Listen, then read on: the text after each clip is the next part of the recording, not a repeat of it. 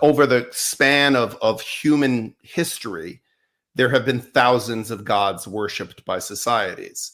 And so any one of them would say theirs is the one true God and the moral authority that they, claim their God has asserted in whatever manner, whether it's the Quran or the Bible or the Talmud or the Dhammapada or whatever thing somebody says that they're. I'm up on that Dhammapada over here. I'm sitting on the potty reading my Dhammapada, smoking on some pada, right?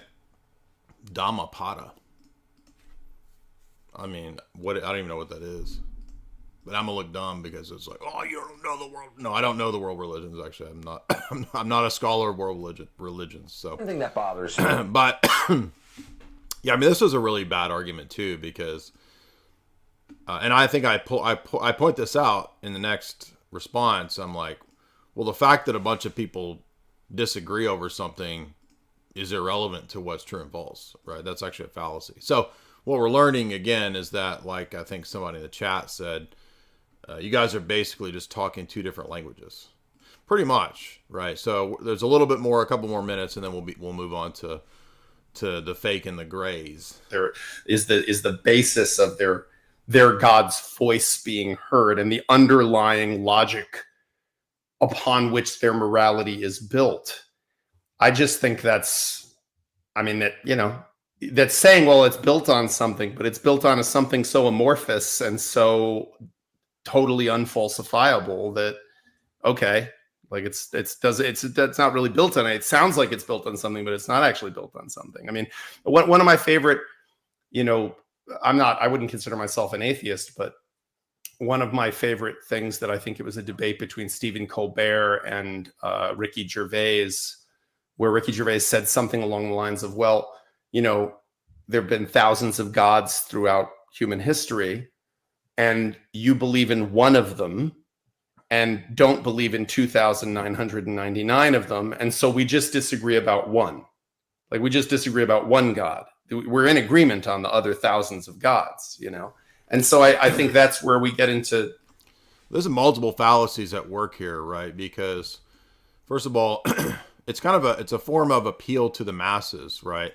As if the fact that a lot of people disagree about something therefore makes the position itself false. Just transfer this to anything else that's not controversial, right? Imagine if we said, okay, a lot of people disagree over 2 + 2 = 4. Would their disagreement or the number of people with that disagreement have anything to do with whether 2 + 2 = 4? No, of course not. So that's one element of this. There also might be a version of parts whole fallacy too, because the argument is basically saying all of the things in this class of things are false. And so I'm just saying that one more thing is false. But the question itself is what's true and false. So you can't from the outset assume that none of those things exist, and therefore the thing that's in question, I'm just going to include it in the class of things that don't exist, right? It's begging the question because that's the thing in question. And it also assumes that all theistic positions are equivalent. They're not. I mean, it's like saying, I could do the same type of argument with atheism. Most atheists have bad argumentation. Therefore, I'm just going one step further and rejecting all of atheism. Right? Would an atheist accept that? Of course not. That's a non sequitur. You can't say it's all true because there's a lot of bad atheists and bad argumentation. Yeah, exactly. That's why what you said is a fallacy. It's not. It's a terrible argument. It doesn't work. A challenge here is that it the first premise, we're not coming from the same first premise. That's true, but I would argue that's a fallacy. Right. But what value would that argument have? No, I'm saying what you argued is relying on a fallacy. That's right. Well, and I would argue what you're arguing is relying on a fallacy, which is that there is any omnipotent. Yeah, first of all, what he argued actually was a fallacy. And what I argued, even if he disagrees, it wasn't a fallacy, as I point out. or basic core concept of faith that should be given any value for the purposes of an argument. Well, what fallacy would that be? The existence of an omnipotent creator deity from which morality stems. Yeah, that's not a fallacy. Right? So that's a position. A fallacy is a violation of the laws or rules of thought and logic, right? So there's formal and informal. We're talking about here informal fallacies. So you might think that my belief in God's existence is false, or in metaphysical principles or whatever, but that's not a fallacy. Fallacy is things like ad hominem, tu quoque, right? Affirming the consequent. Those are fallacies. And his argument was a type of appeal to vox populi, appeal to the masses, appeal to numbers, appeal to, 99% of gods are false, so therefore the other percent is false. It's a form of appeal to masses. That's a fallacy. But nothing that I said was actually a fallacy. And maybe I did argue a fallacy, or maybe I did argue fallaciously.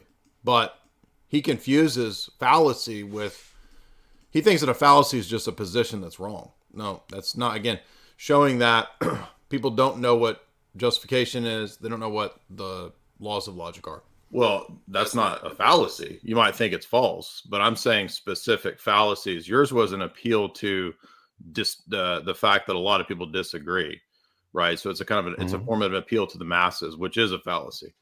But we haven't determined yet whether God exists or doesn't exist.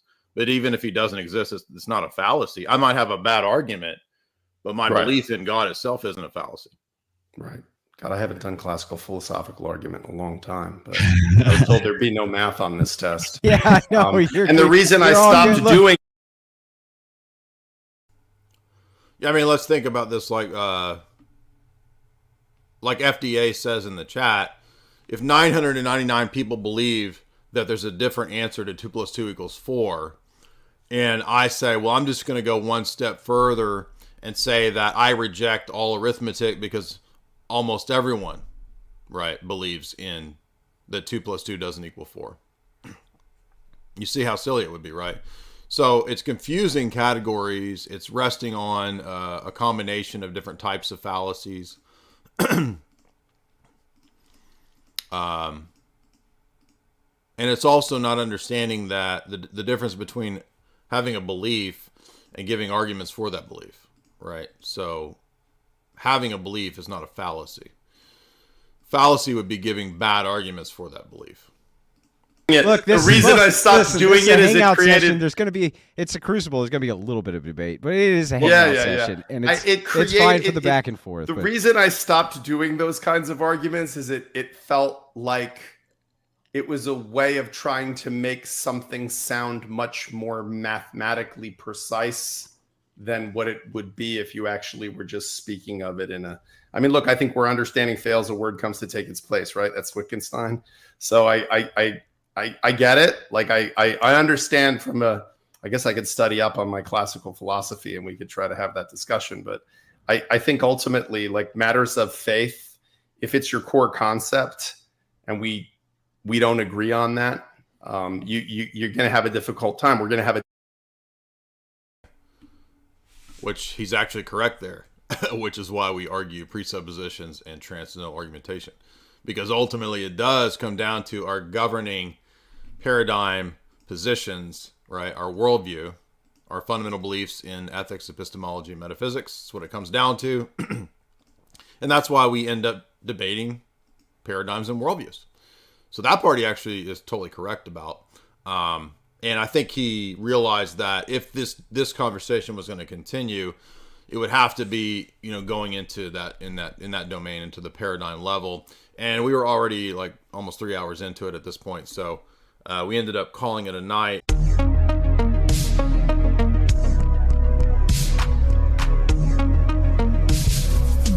Divinity raises the humanity in Christ through theosis, and that's exactly what we experience.